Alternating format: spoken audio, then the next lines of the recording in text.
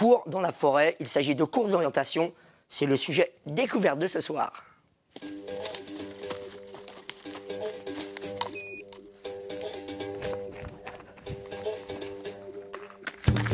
Courir en forêt, en milieu urbain ou dans les bois.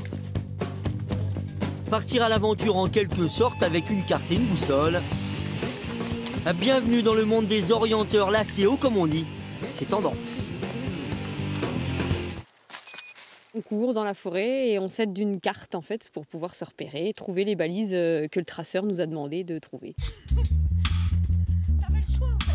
C'est la tête et les jambes, donc en fait c'est réussir à trouver le meilleur parcours possible et trouver donc toutes les balises. Voilà. Donc il y a un petit peu de réflexion à avoir pour quel chemin prendre pour que ça passe le mieux possible et gagner quoi.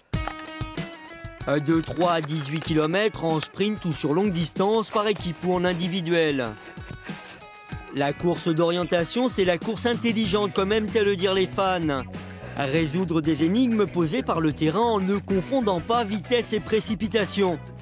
Le pied. C'est un jeu, hein, c'est le plaisir de chaque fois trouver son chemin au milieu des problèmes qui ont été posés par le traceur de la course. Et à chaque fois c'est nouveau, ça se renouvelle toujours, il n'y a jamais deux fois la même chose. La course d'orientation, on peut la faire à pied, en marchant, en courant, on peut la faire en VTT, on peut la faire en ski. Donc déjà, on aborde le milieu naturel par différents moyens.